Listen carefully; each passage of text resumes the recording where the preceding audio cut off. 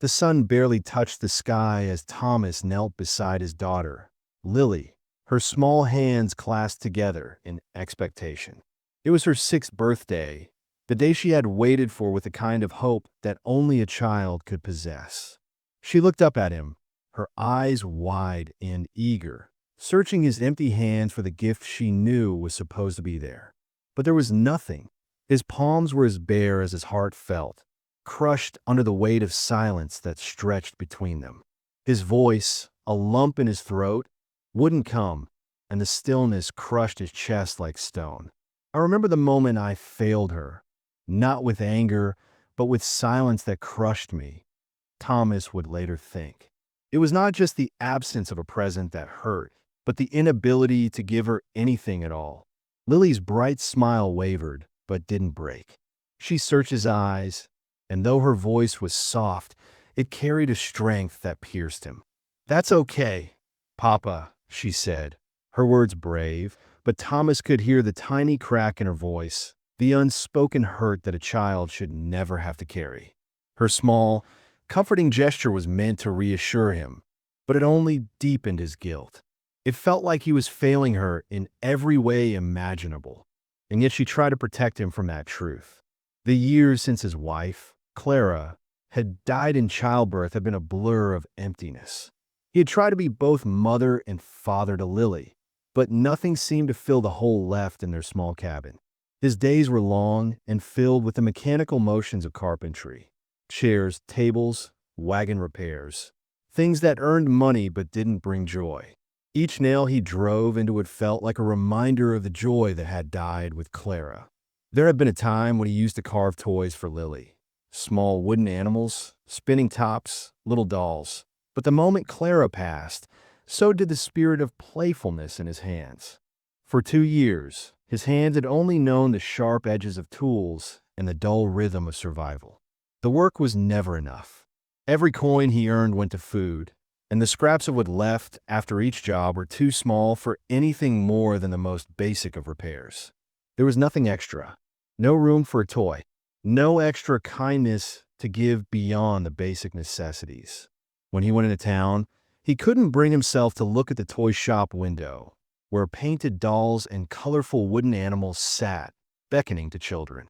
He couldn't afford a single one, and even if he couldn't bear the thought of buying a toy for Lily when it felt like he couldn't even provide her with the kind of joy a simple trinket should bring. Meanwhile, Lily, with all her childlike ingenuity, found ways to make her own fun. She used pine cones, sticks, and stones, anything she could find in the yard. She made little worlds, creating characters from nature, her imagination running wild where the world of adults had no room for play. Thomas would watch her from the workshop window, her laughter a stark contrast to the silence inside.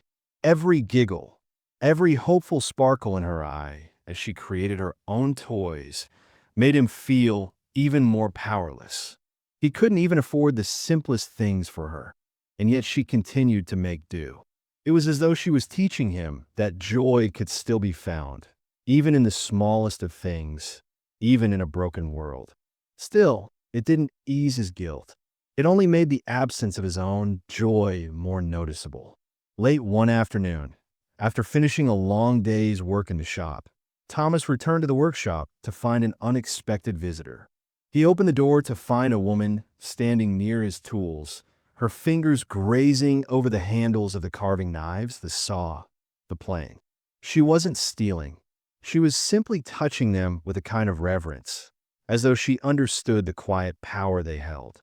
She was a stranger, but there was something about her that immediately struck him, an ease in her movements, a quiet respect for the craft. "I didn't mean to startle you," she said, her voice warm and steady. "I'm Eleanor.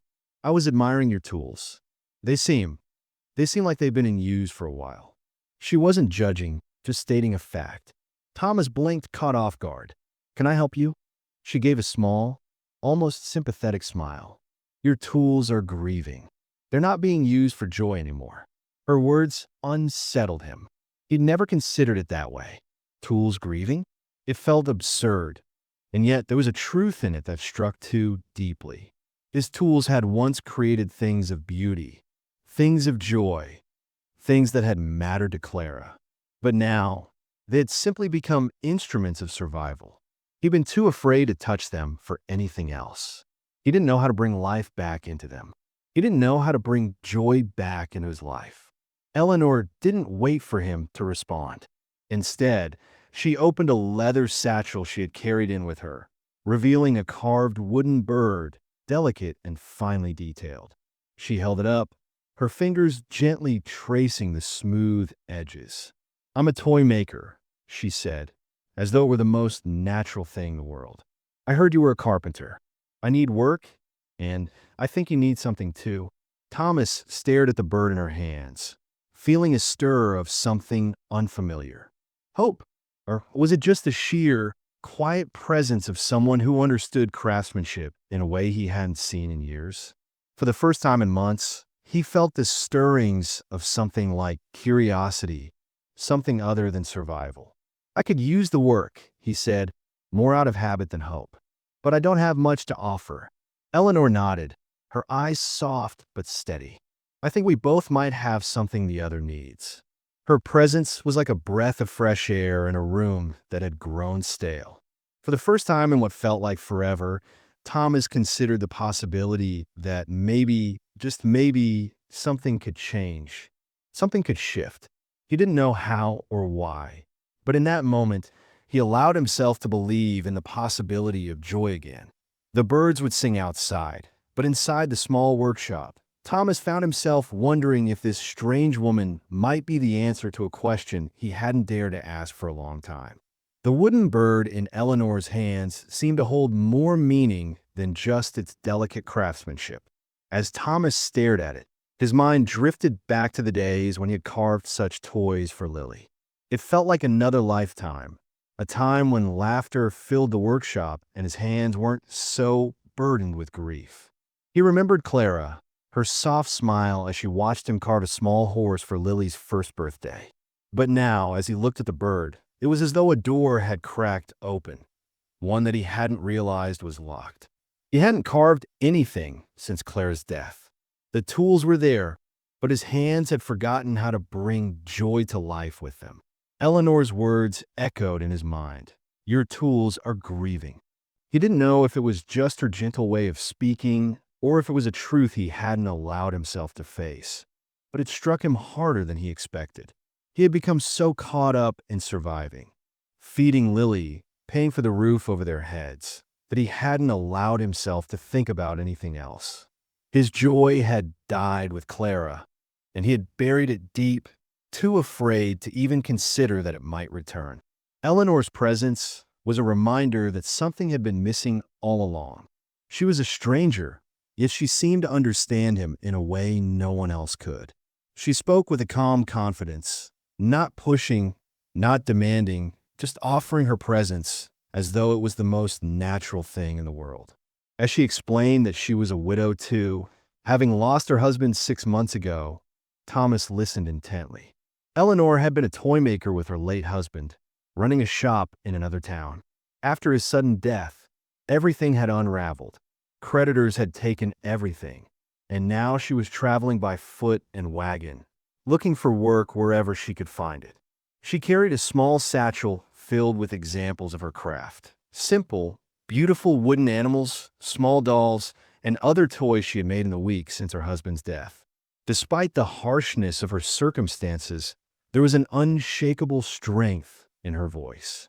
She wasn't asking for charity. She was asking for the chance to work to rebuild. "I have skills, but no home, no workshop," she said simply, her eyes meeting his with an earnestness that both unsettled and intrigued him. The silence between them hung heavy for a moment as Thomas considered the offer, torn between his practical concerns and something deeper, something that seemed to tug at his heart. Could he trust this stranger with his space, with his daughter's world? He had no money to pay her, no extra resources to offer, and yet something in her quiet strength stirred a hope that he hadn't realized he still had. He thought of Lily, who had been so brave this morning, pretending not to notice the empty hands of her father. She had grown so quiet these past few months, her small voice filled with courage that only masked the sadness behind her eyes. Could Eleanor help her find her joy again? And could Thomas allow himself the vulnerability of letting someone else into their fragile little world? Just then, the door creaked open and Lily burst into the workshop, a burst of energy and curiosity. She had spent the day at Mrs. Brennan's, but the moment she saw Eleanor, her face lit up with interest. She wasn't afraid of the stranger, not at all. In fact, she was drawn to her, captivated by the warmth in Eleanor's eyes and the way she seemed to fit into the space like a missing piece. Lily was full of questions, her voice bubbling over with excitement as she asked Eleanor where she was from, what kind of toys she made, and if she had children. Eleanor, patient and kind, answered every question with a smile, kneeling down to Lily's level and showing her one of the toys she had made, a little wooden bird, much like the one Thomas had seen earlier. Lily's face lit up with awe. "It's so beautiful," she exclaimed. Thomas felt a pang in his chest as he watched the joy return to Lily's face, something that had been absent for so long. He hadn't realized how much he missed that look, the pure, unguarded joy of a child who saw the world as a place full of possibilities. But there was also a heaviness in his heart, knowing that this moment of happiness would be fleeting if he didn't make a choice. Eleanor's presence brought a warmth he hadn't felt in years, and yet the practical side of him couldn't help but wonder if it was a mistake to let her stay. Could he afford it? Could he risk the town's judgment? But when he looked at Lily, still clutching the wooden bird in her hands, he knew that this small spark of hope was something worth nurturing. That evening, after dinner, as the last remnants of light faded from the sky, Thomas and Eleanor sat together, a quiet understanding settling between them. Eleanor was unpacking her small belongings, nothing more than clothes, tools, and a small box of paints, and Thomas was still weighing the decision in his mind. There was an unspoken bond between them, a shared understanding of grief and survival. They were both carrying burdens that no one else could fully understand. And yet, in each other's presence, something in both of them seemed to shift. "Thank you," Eleanor said quietly, looking up from her work. "I won't be a burden to you, Thomas. I promise." He nodded, feeling the weight of his own uncertainty. "I should be thanking you," he said, his voice soft. Lily smiled today. It's been so long since I've seen her smile like that. Eleanor smiled, her eyes warm. "I'm glad." They sat in the quiet of the workshop, the only sound the faint hum of the wind outside and the soft scratch of Eleanor's carving knife as she worked. Thomas could hear her humming too, a low, familiar sound that reminded him of Clara. It wasn't the same, of course, but there was something soothing about it, something that made him feel like maybe, just maybe, they could begin again. As the evening wore on and Lily's small form finally drifted off to sleep, Thomas lay awake in his own bed, listening to the soft sounds of Eleanor at work in the workshop. He could hear the steady rhythm of her carving, the quiet focus in each stroke. He wondered what she was making. Was it a toy for Lily? Was it something else entirely? He didn't know, but for the first time in a long while, he allowed himself to hope that maybe, just maybe, they were starting to build something again. The weight of grief hadn't vanished, but it felt a little less heavy now. And maybe, just maybe, that was enough for tonight. The morning light had barely filtered through the small cabin's window when Thomas arrived at the workshop, only to find Eleanor already hard at work. The sight of her sitting at the workbench, her hands deftly shaping a piece of wood, was both surprising and familiar. It was as though the space had come alive again, filled with purpose and energy. Eleanor had transformed the corner of the shop that had once been used for toys. Now she had made it her own. She had cleaned the old tools Thomas had long neglected, arranging them with care and reverence. The scent of sawdust filled the air, but this time it was different. There was life in the room now. Eleanor hummed softly as she worked, a gentle sound that seemed to echo through the workshop, reminding Thomas of Clara's own hums while she had worked beside him. It was a small thing, yet it brought back a flood of memories, both sweet and bittersweet. It wasn't just the sound of Eleanor's humming that brought a sense of peace to Thomas. It was the way she had taken the space and made it her own. She wasn't simply surviving here. She was creating. Thomas had never realized how much he had missed seeing this kind of work, the way the room seemed to come alive when someone poured their heart into it. As days passed, the rhythm of their new life settled into a comfortable routine. Eleanor worked diligently in the workshop while Thomas focused on his carpentry. Lily, after spending her days with Mrs. Brennan, began to spend more and more time in the shop. She had taken an interest in Eleanor's work, watching intently as the woman carved and painted with a quiet intensity.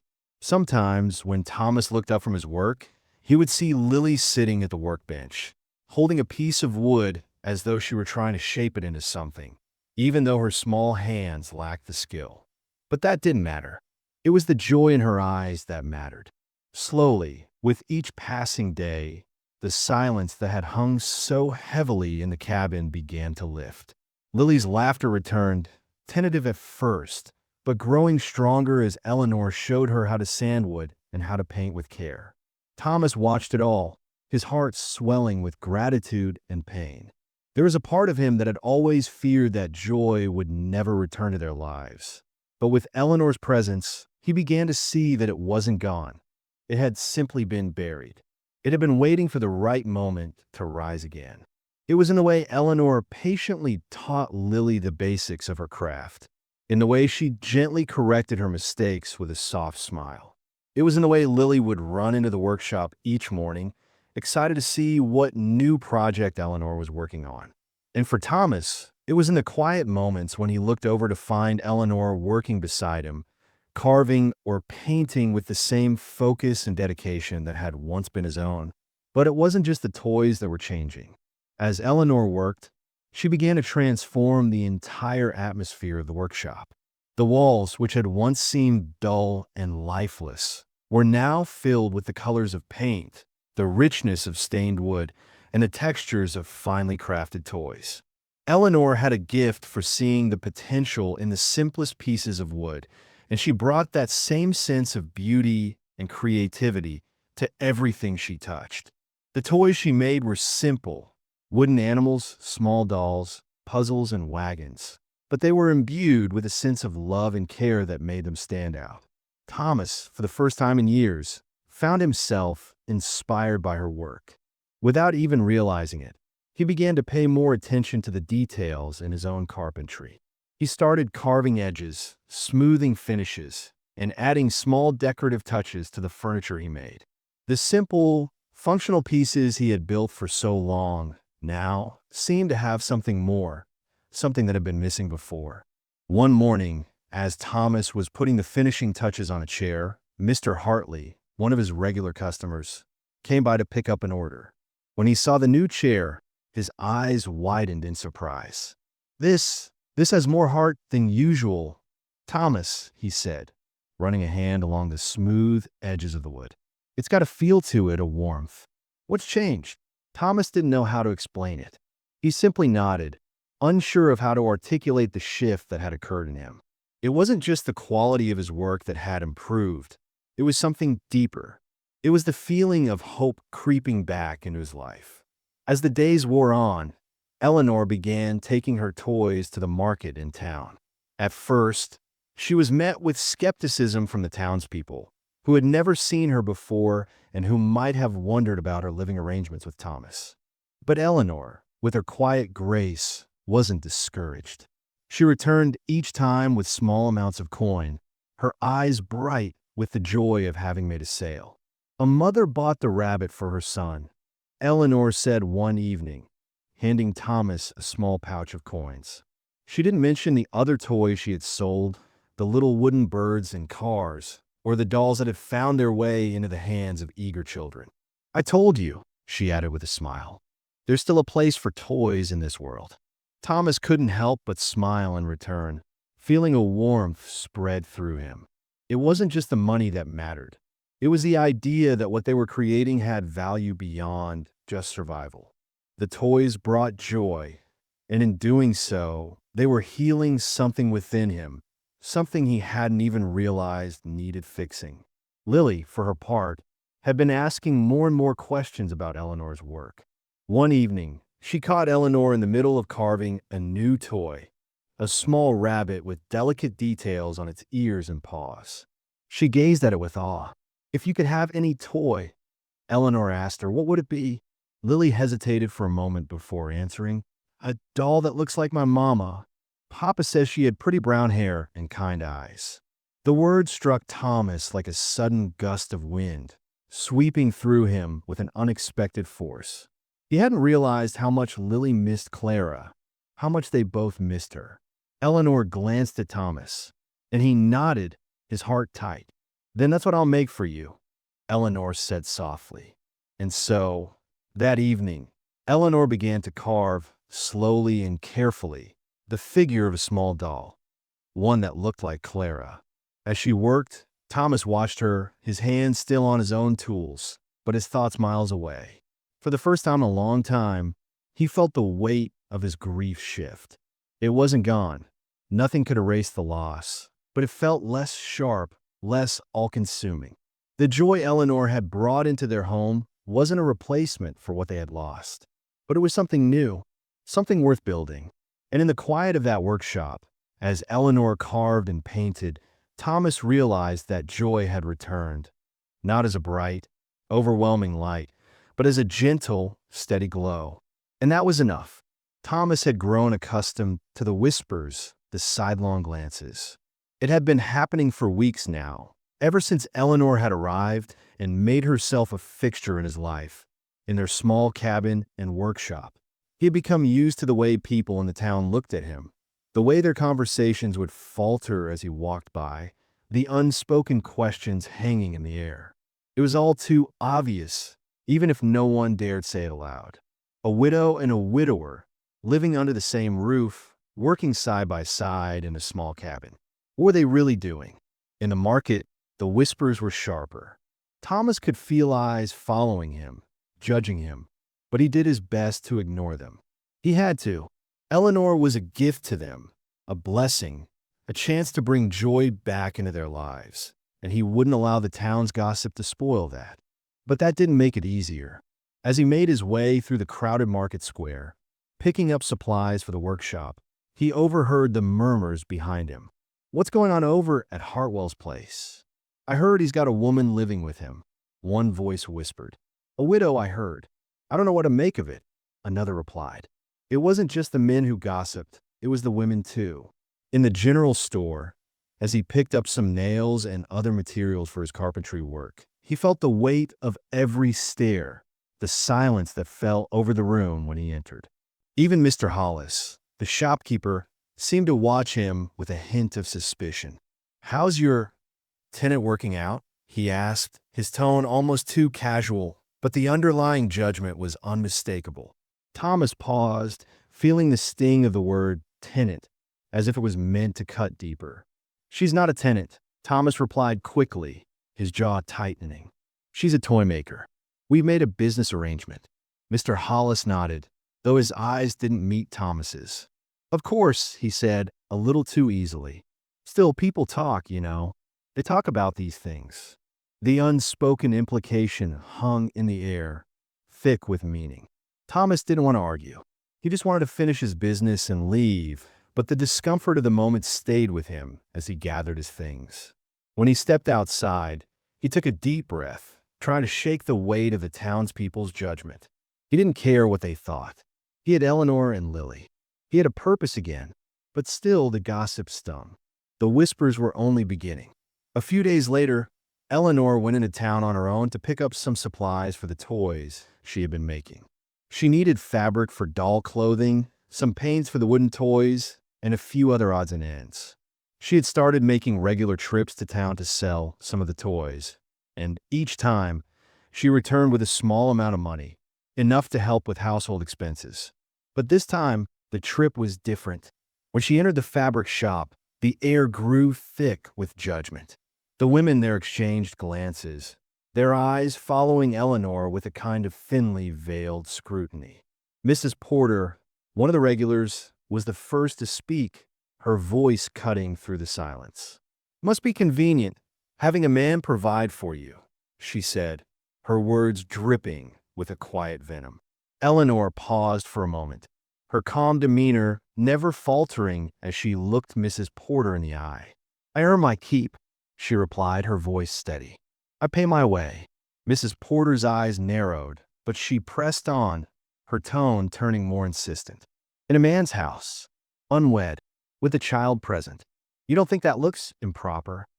Eleanor's lips parted, but she didn't immediately answer. Instead, she let the question linger, the weight of it settling between them. She knew what they were really asking, and she didn't owe them an explanation. "My work is honest," she said finally, her words measured and calm. "My intentions are pure." Mrs. Porter scoffed, clearly unimpressed. "Intentions don't matter if appearances are improper," she muttered, and without another word, she turned and walked away. Eleanor stood still for a moment, feeling the sting of the words. But she didn't let show. She purchased the fabric she needed, paid for it, and left the shop with her head held high. When she returned to the workshop that evening, Thomas could see the subtle shift in her demeanor. She was quieter than usual, her movements more deliberate. He could sense something had happened, though he didn't press her right away. It wasn't until dinner, when they were eating together, that he asked, "What happened in town today?" Eleanor hesitated before answering. "It's nothing, just the women at the fabric shop. They said some things." Her voice was flat, but he could hear the tension in it. "They think I'm compromising you." "Compromising Lily," she added, her gaze dropping to her plate. Thomas felt a surge of anger and frustration, but he kept it contained. He didn't like hearing Eleanor speak like that. He didn't like the idea that people could be so quick to judge her when they knew nothing about her. But he understood. He had known, deep down, that the town wouldn't accept her right away. He had hoped that the work they were doing, the way they were quietly rebuilding their lives, would speak louder than the whispers. But it was clear that wasn't going to be the case. That night, after Lily had gone to bed, Thomas and Eleanor sat in the workshop, the soft glow of the oil lamp casting shadows across the room. There was a quiet tension between them, the unspoken weight of everything that had happened that day hanging heavily in the air. Eleanor finally broke the silence. "Maybe they're right," she said quietly. "Maybe I should find somewhere else. A place where people don't talk." Thomas immediately shook his head. "No," he said firmly. The force of the word surprised them both. "You don't need to go anywhere." He paused, searching for the right words. "I won't ask you to leave, Eleanor. You brought life back into this place. You've brought joy back into our lives.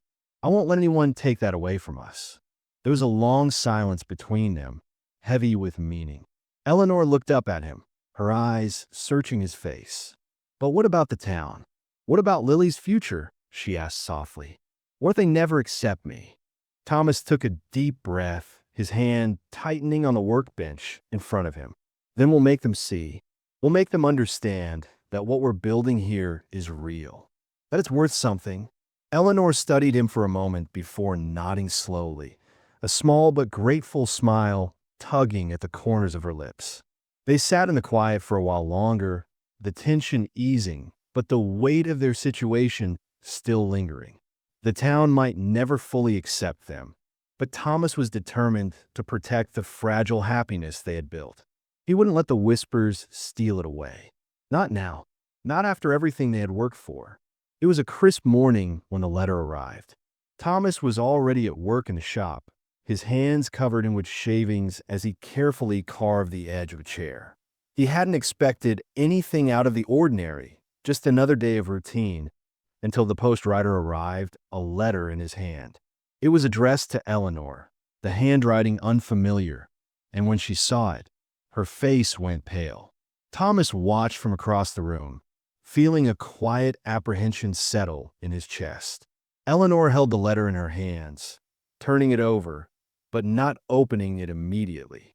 There was something in the way she hesitated, as though whatever was inside could change everything. When she finally broke the seal, her eyes scanned the contents, and a shiver passed through her. She didn't speak for a long moment. "Eleanor," Thomas asked gently, setting down his work to approach her. She turned, her eyes wide with a mixture of shock and disbelief. "It's from my late husband's cousin," she said in a hushed voice, her words trembling. "The estate is finally settled. After months of legal battles, I've inherited the toy shop." Thomas didn't speak immediately, letting the weight of her words settle between them. Eleanor's husband had passed away unexpectedly, leaving her with nothing but a mountain of debt and a shop that had been taken by creditors. For months, she had been traveling from town to town, finding work wherever she could, always hoping for a way to rebuild what she had lost. Now, she had the deed to the building, her husband's legacy. The shop was hers again. Eleanor's fingers gripped the letter tightly, as if holding on to it could somehow make the reality of it all more solid. Thomas could see the conflict in her eyes. This was her dream, the life she had once hoped for before everything had fallen apart. It was the life she had once shared with her husband. But now, standing in their modest workshop, with Lily playing nearby and a fragile sense of peace settling over their lives, it seemed like a distant, almost foreign world. Eleanor's gaze met his, and for a moment, she seemed far away, lost in a thought that Thomas couldn't quite reach. "I never expected this," she murmured. "I thought that chapter of my life was over. I thought I'd never want to make toys again after," she trailed off, not needing to finish the sentence. Thomas knew what she meant. After her husband's death, after the shop was taken from her, the thought of going back to that life had seemed impossible. But now, with the letter in her hands, it was a different reality. "What will you do?" Thomas asked, his voice low and steady, though inside his heart felt like it was thumping against his chest. He hadn't prepared for this. He hadn't prepared for the possibility that Eleanor might leave. His life had become so entwined with hers, and Lily's joy had returned in a way that seemed fragile and precious. He didn't want to lose it, but he couldn't ask her to stay. It was her legacy, her dream. "I don't know," Eleanor whispered. She sat down at the workbench, the letter still clutched in her hands. Her voice was distant, lost in thought. "I feel like I've found something here, something that matters. But the shop, Thomas, it's everything I once wanted. It's the life I thought I'd never have again." Thomas felt a pang in his chest. He could hear the tug of war in her words. She was torn, caught between two worlds, the life they had started to build together and the life she had once dreamed of with her husband. He understood. He had never expected her to stay forever, never expected their fragile arrangement to grow into something more. But now that it had, he couldn't help but want it. He couldn't help but want her to stay. "You should go," Thomas said, his voice firm but tinged with sadness. He spoke the words, even as they hurt him to say. "It's your legacy. It's your husband's dream. You should go and rebuild that life." He stood up and moved across the room, his hands clenching at his sides. "But if you stay here, it's a choice. It's not because you're stuck. It's because you want this. Because you want us." He didn't look at her, afraid she might see the pain in his eyes. Eleanor looked at him, her expression unreadable.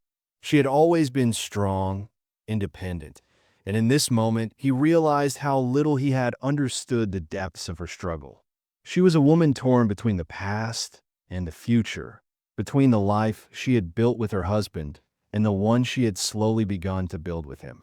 And yet, there was so much more at stake than just the shop, than just the inheritance. There was Lily, who had come to love Eleanor in a way that Thomas hadn't expected. There was their small family, a fragile but real bond that had begun to form, despite the weight of grief and loneliness that had once seemed unshakable. "I don't know what to do," Eleanor said finally, her voice barely above a whisper. She wiped her eyes, trying to regain her composure. "I want to stay here, but I also feel like I can't abandon everything I've worked for, everything that I lost." Thomas could hear the ache in her voice, and it tore at him. He had never expected to be faced with this kind of choice, this kind of pain. He wanted her to stay, wanted her to choose them. But he couldn't ask her to give up her dreams for him. And yet, in the quiet that followed, it felt like something had shifted. Eleanor's gaze softened as she met his eyes. "I've never felt this way before," she said softly. "I've never felt like I could have both. But maybe I can." She stood up slowly, the letters still in her hands. Maybe I can build a future here with you and Lily. Maybe I don't have to go back to the shop. Maybe it's time to build something new."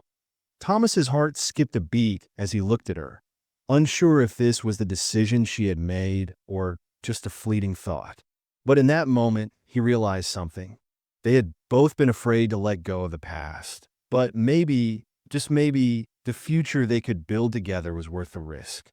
"I don't know if we can ever truly replace what we lost," Eleanor said, her voice shaky but hopeful.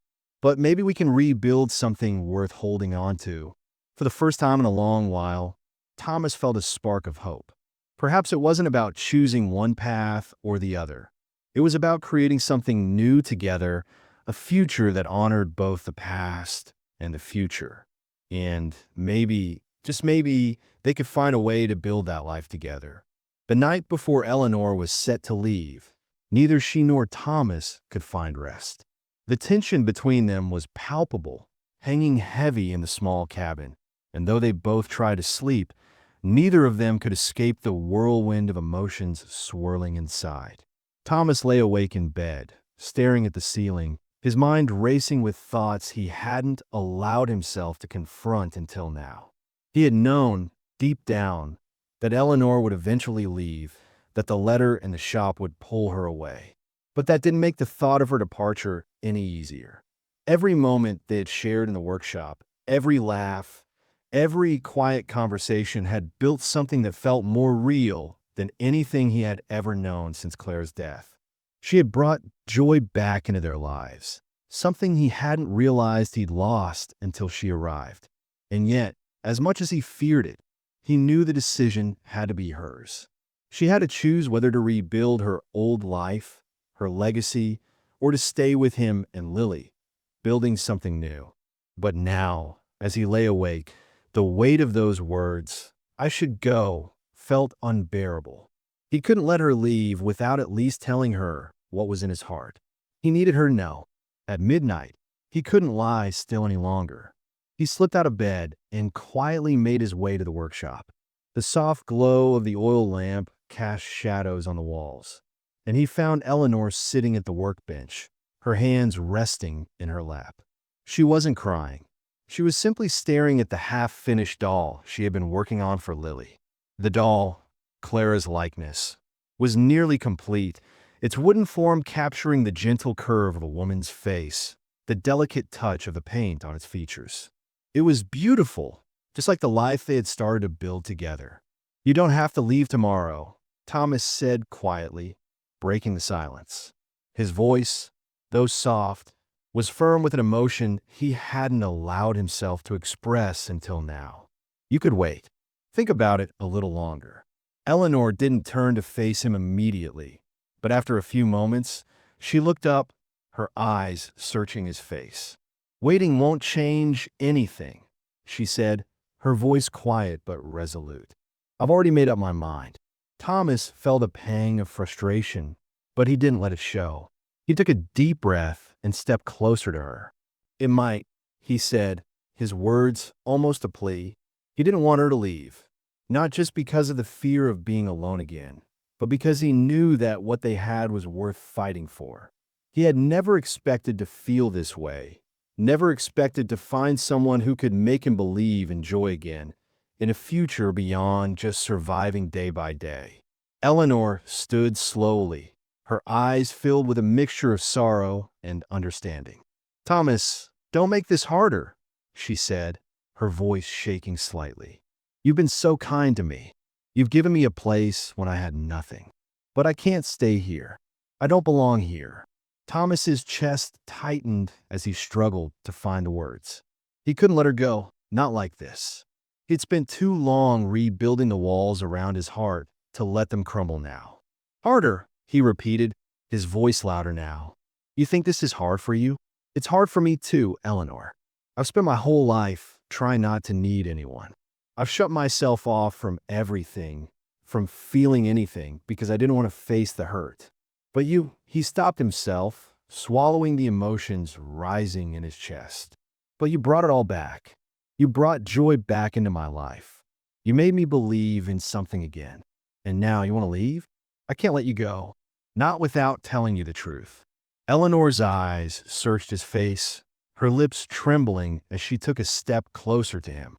Thomas, please, she whispered, her voice breaking. This is too fast. We barely know each other. I can't just. Her words trailed off as she wiped a tear from her cheek. Thomas took a step toward her, his heart racing. We've been through more than most people in a lifetime. We both lost everything, but we found something here. I don't know what it is, but it's real, and I don't want to lose it. I don't want to lose you. The silence stretched between them, heavy and uncertain. Eleanor's breath caught in her throat as she looked at him, the uncertainty in her eyes clear. What if I hurt you? She asked softly. What if I can't be what you want me to be? Thomas reached out, gently taking her hands in his. You've already given me more than I could have ever asked for, he said quietly. You've given me hope. You brought my daughter back to life. You've made me believe again that maybe, just maybe, there's a future beyond all the pain. I don't know what tomorrow holds, but I know that I don't want to face it without you.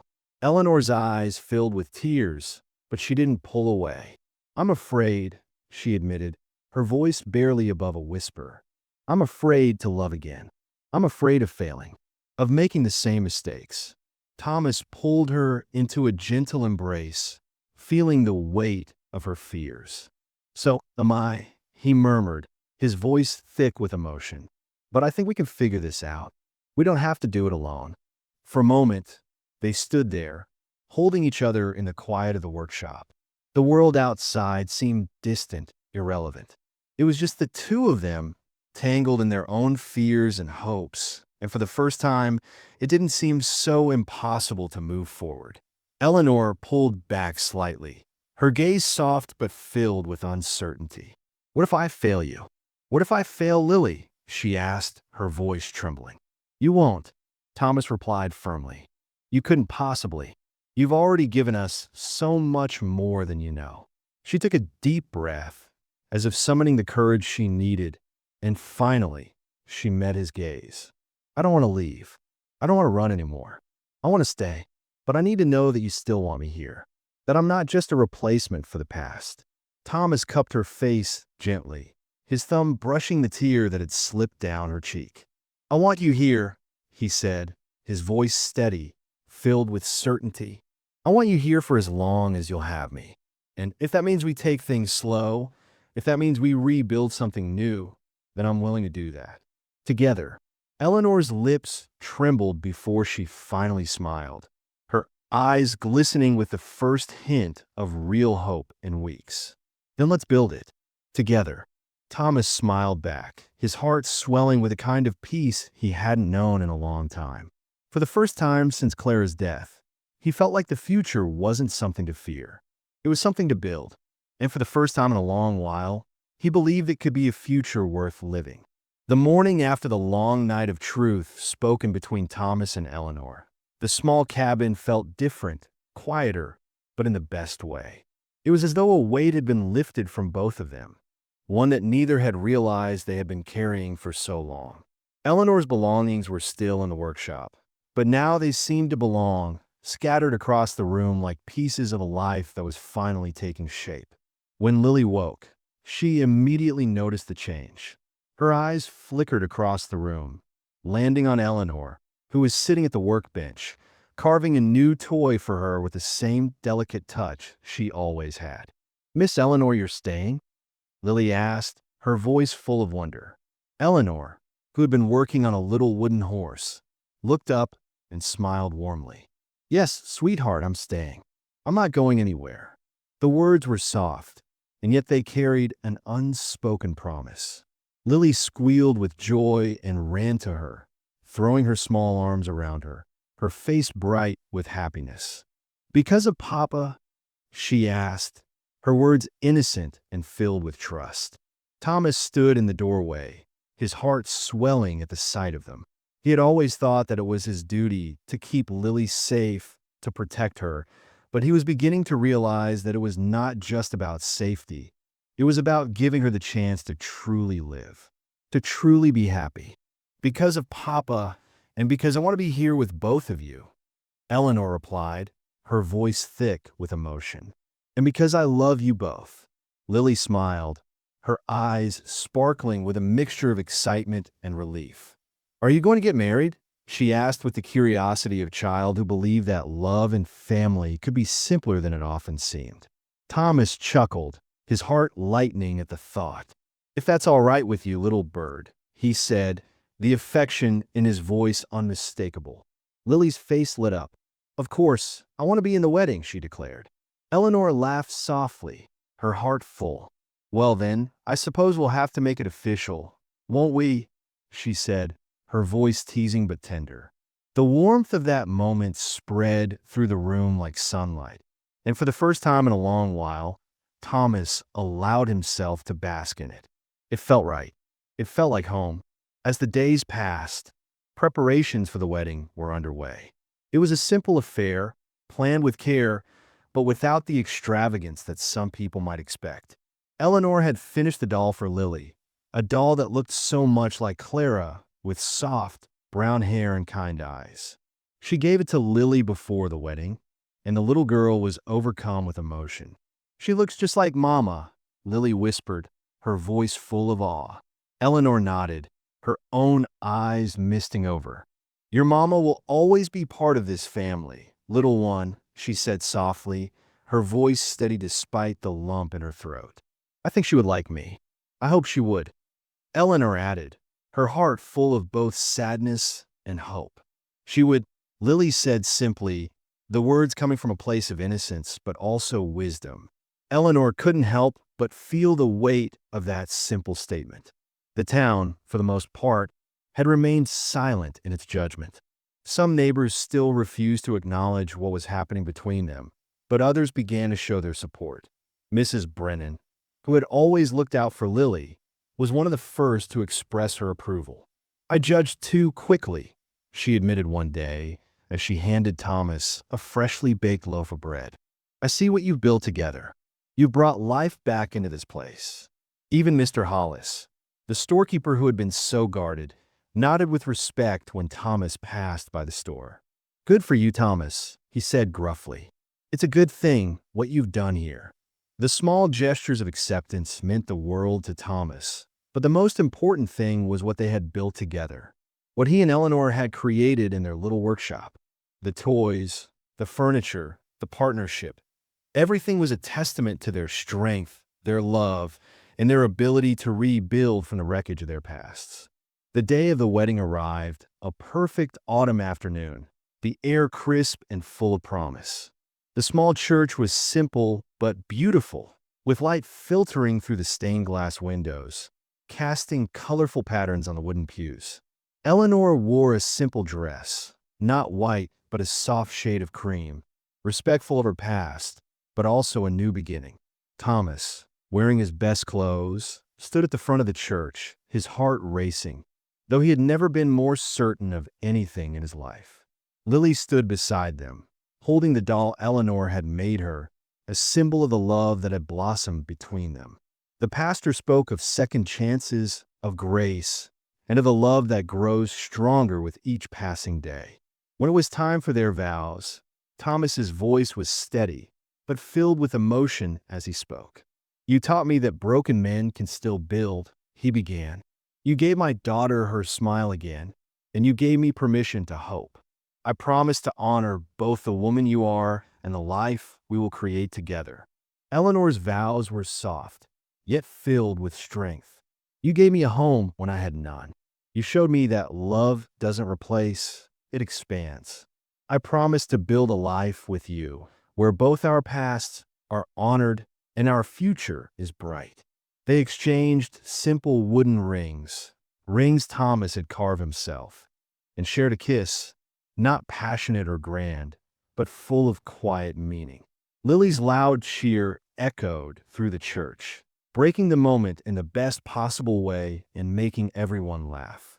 The small reception that followed was filled with warmth and laughter.